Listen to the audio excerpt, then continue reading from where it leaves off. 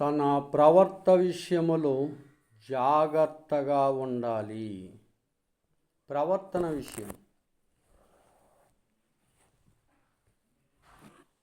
ఎవరి ప్రవర్తనలోనైనా సరే మనము జాగ్రత్తగా ఉండాలి. ప్రతి విషయములో కూడా మనము జాగ్రత్తగా ఉండాలని దేవుని వాక్యం సెలవిస్తూ ఉంది. వినుటలోనూ జాగ్రత్తగా ఉండాలి. వినటములో కూడా చాలా జాగ్రత్తగా వినాలి. వినటం వలన విశ్వాసం కలుగుతుంది. ఇక మార్కు సువార్త 4వ అధ్యాయము 24వ వచనములో దేవుని వాక్యం సెలవిస్తూ ఉంది. వినుటలోనూ జాగ్రత్తగా వినాలి. జాగ్రత్తగా విని జాగ్రత్త పడాలి. వినటము కొంతమంది అశ్రద్ధగా వింటారు. అశ్రద్ధగా వింటే శాపగ్రస్తులు అవుతారని దేవుడు వాక్యం సెలవిస్తూ ఉంది. చేత అశ్రద్ధగా కాదు, చాలా జాగ్రత్తగా వినాలి. వినటము మంచిది. ఇందులోకి ఏదైనా సాటింపు వచ్చినా, గవర్నమెంట్ వారు ఏదైనా సాటింపు ఇచ్చినా దానిని మనం చాలా జాగ్రత్తగా వింటాం. చేత అంటే పెన్షన్ల విషయంలోనూ, లేకపోతే ఆధార్ కార్డుల విషయంలోనూ, భూముల విషయంలోనూ, ఇక రకరకాలైన గవర్నమెంట్ నుంచి వచ్చే అయినా ఆ విషయాల్లోని ఏటి అని మనం ఎదట వాళ్ళని అడిగి వినకపోతే తెలుసుకుంటాం. ప్రభు వాక్యమును కూడా మనము విని తెలుసుకోవాలి. చాలా జాగ్రత్తగా వినాలి. దేవునికి మహిమ కలుగును గాక. ఒకటి. రెండోది, ప్రార్థన చేయుట యందు జాగ్రత్తగా ఉండాలి. మార్కు సువార్త 13వ అధ్యాయము 33, 37 చెప్తా ఉంది. 37లోని మార్కు సువార్త 13వ అధ్యాయము 33, 37 చివరి వరకు. ప్రార్థన చేయుట యందు జాగ్రత్తగా ఉండాలి. ఇదిగో మీరు మెలకువగా ఉండి ప్రార్థన చేయండి. ప్రభు ఏ జామును వచ్చినో మనకు తెలీదు. ప్రభు ఎప్పుడు వస్తారో మనకు తెలీదు. చేత ప్రతి ఒక్కరము కూడా జాగ్రత్త పడాలి. ఈ భూలోకములో మనము నివసించినంత కాలము చాలా జాగ్రత్తగా జీవిస్తూ ప్రభు రక్షణ పొందుకుని మంచి మార్గములో నడుస్తూ తన వివాహమందు పిల్లలను కంటూ ఈ భూమిని నిండించి ప్రభువుకి ప్రజలకి మంచి పేరు తెచ్చే ఒక వ్యక్తిగా, ఒక విశ్వాసుగా, ఒక విశ్వాసురాలుగా ప్రతి ఒక్కరూ కూడా మనం జాగ్రత్త పడాలి, జాగ్రత్తగా ఉండాలి. ఎందుకంటే ప్రభు ఎప్పుడు వస్తాడో మనకు తెలియదు. చేత వినటంలో జాగ్రత్తగా ఉండాలి, ప్రార్థన చేయటంలోనూ జాగ్రత్తగా ఉండాలి. ఇక మూడోది, ధర్మశాస్త్ర కార్యములు చేసేటప్పుడు జాగ్రత్తగా ఉండాలి. ధర్మశాస్త్రములోని కొన్ని కార్యాలు, ఆ కార్యాలు చేయటములో కూడా నువ్వేం చేయాలంటే జాగ్రత్తగా ఉండాలి. జాగ్రత్త.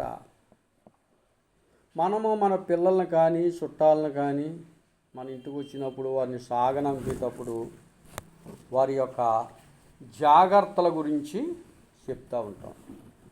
జాగ్రత్త, బస్సు ఎక్కేటప్పుడు పిల్లల జాగ్రత్త, బ్యాగులు జాగ్రత్త, ఈ జాగ్రత్త అని మనం చెప్తూ ఉంటాం. కానీ వాళ్ళకి చెప్పటం మంచిదే, కానీ నువ్వు కూడా జాగ్రత్తగా ఉండు. జాగ్రత్త. కార్యములు చేసేటప్పుడు చాలా జాగ్రత్తగా చేయాలి, జాగ్రత్తగా ఉండాలని మూడోదిగా దేవుని వాక్యం సెలవిస్తూ ఉంది. ఇక నాలుగోది, అబద్ధ ప్రవర్తలు, దుర్బోధలు, అబద్ధ ప్రవర్తలు, రకరకాలైన బోధలు చేసి కొందరిని మోసపరుస్తారు. చేత అబద్ధ ప్రవర్తన విషయంలో కూడా జాగ్రత్తగా ఉండమని యేసుక్రీస్తు వారు సెలవిస్తూ ఉన్నారు. చేత నువ్వు చాలా విషయాలలో జాగ్రత్తగా ఉండాలి. నీ కుటుంబ విషయంలో, ఇరుగు పొరుగు వారి విషయంలో, ప్రతి విషయములో కూడా నీవు జాగ్రత్త కలిగి ఉండాలి. జాగ్రత్త ప్రతి విషయములో కూడా జాగ్రత్తగా, అజాగ్రత్త వేరు, జాగ్రత్త వేరు. అజాగ్రత్తగా కొందరు బస్సు ఎక్కుతూ ఉంటారు, కిందకి పడిపోతారు. అజాగ్రత్తగా నడుస్తూ ఉంటారు, కింద పడిపోతారు, కాళ్ళు చేతులు ఇరిగిపోతూ ఉంటారు. అజాగ్రత్తగా బళ్ళు తోలుతారు, అజాగ్రత్తగా ప్రయాణాలు చేస్తారు. అలాంటప్పుడు వారు దెబ్బతింటారు. అయ్యో ప్రభువా, నేను ఇంటికాడ ప్రార్థన చేసుకు బయలుదేరాను, ఎందుకు ఈ దెబ్బ తగిలిందని అనుకుంటాను. కానీ నీ జాగ్రత్తలో ఉండాలి. జాగ్రత్తగా నీవు ప్రతి విషయములో కూడా జాగ్రత్త, అబద్ధ ప్రవర్తన విషయములో జాగ్రత్తగా ఉండాలి. 5వదిగాను పరిసయ్యులు వేషధారులను గూర్చి జాగ్రత్త. పరిసయ్యులు కూడా మనతో ఉన్నట్లే ఉంటారు, వేషధారులు కూడా మనతోనే ఉంటారు. వాళ్ళు వేషం ధరిస్తారు, వేషధారులు. అంటే వారు మన దగ్గర ఉన్నప్పుడు ఓ మాట మాట్లాడతారు, మనం వెళ్ళిపోయిన తర్వాత మరొక మాట మాట్లాడతారు. పరిసయ్యులు వేషధారుల గురించి నువ్వు జాగ్రత్తగా ఉండాలి. మత్తయి సువార్త, లూకా సువార్త, లూకా సువార్త 12వ అధ్యాయము 1వ వచనం చదివిస్తావు. నీవు పరిసయ్యుల గురించి, వేషధారుల గురించి కూడా జాగ్రత్తగా ఉండాలి. దేవునికి మహిమ కలుగునుగాక.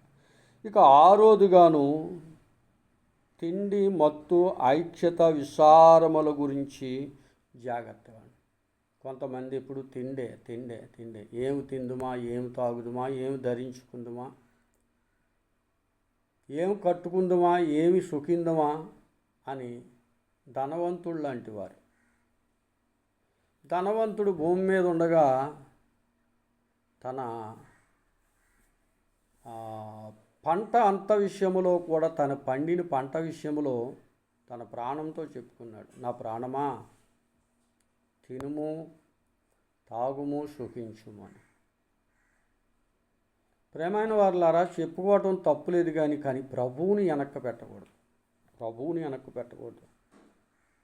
ప్రభు ఇచ్చినయే ఇవన్నీ, తినటానికి, ఉండటానికి, కట్టుకోవటానికి అన్నీ కూడా, అన్ని విషయములలో కూడా ప్రభు ఇచ్చినయే. కానీ ప్రభువును ముందు పెట్టి, ప్రభు ఇచ్చాడు నీకు ఆ ప్రాణమా, కదంతా తిని ప్రభువును స్తుతించు, ప్రభువును గణపరచు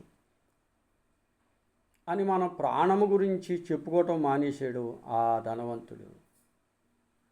తన ప్రాణము గురించి ఎక్కువగా ఆశపడ్డాడు. తినటానికి, సుఖించాలి, ఎప్పుడు ఉంటానేని అనుకున్నాడు ఈ భూమి మీద. కానీ ఏదో ఒక రోజు వెళ్ళిపోవలసిన రోజు ఉంది. ఆ వెళ్ళిపోయేటప్పుడు నిజదేవుడు ఎవరో తెలుసుకోవాలని చెప్పి ఆ ధనవంతుడికి ఎప్పుడూ లేదు. ప్రియులరా, ఏమి తిందుమా, ఏమి తాగుదుమా, ఏమి ధరించుకుందామా, ఐక్యత, విసారముల గురించి చింతించకండి, ఆలోచించకండి, చాలా జాగ్రత్తగా ఉండాలి. ఇక 7వది కానీ మనుషులను గూర్చి జాగ్రత్తగా ఉండాలి. మనుషులు నీ మాట నీ దగ్గర, నా మాట నా దగ్గర చెప్పి నీకు నాకు కూడా కళ్ళాలు పెట్టేవాళ్ళు ఉన్నారు. కళ్ళాలు పెట్టేవాళ్ళ గురించి, మనుషులందరి గురించి జాగ్రత్తగా ఉండాలి. జాగ్రత్త విషయంలో 7 విషయాలు మనం జ్ఞానించాం. ప్రతి విషయంలోనూ కూడా జాగ్రత్తగా ఉండాలి. 1 వినుటలో జాగ్రత్త, 2 ప్రార్థన చేయటంలో జాగ్రత్త, ధర్మకార్యములు చేసేటప్పుడు జాగ్రత్త, అబద్ధ ప్రవర్తన గురించి జాగ్రత్త, పరిసయ్యులు, వేషధారుల గురించి జాగ్రత్త, తిండి, మత్తు, ఐక్యత, విసారముల గురించి జాగ్రత్త, మనుషులందరి గురించి జాగ్రత్త. దేవుడు మిమ్మల్ని దీవించి ఆశీర్వదించును గాక. ఈ వీడియో వింటున్నవారు షేర్ చేసి, లైక్ చేసి అనేకులకు పంపించాలి. ఇన్ని ఛానల్ పెట్టుకున్నాము, ఇదో డబ్బులు సంపాదన గురించి కాదు, కానీ ప్రభు వాక్యము ఇలాగ చెప్పలేకపోతున్నాం. ఈ టీవీల ద్వారాగైనా, ఈ ఫేస్బుక్ల ద్వారాగైనా, యూట్యూబ్ ద్వారాగైనా అనేకులకు పంపించాలి. సర్వసృష్టికి వెళ్ళి సువార్తను ప్రకటించమన్నారు. సర్వసృష్టికి వెళ్ళి రోజులు కాదు కనుక ఇప్పుడు ఈ రకములోనైనా ప్రభు మాటలో కొందరికైనా చేరాలని ప్రేమపూర్వకంగా మనవి చేస్తాం. దేవుడు దీవించి ఆశీర్వదించును గాక. ఆమేన్.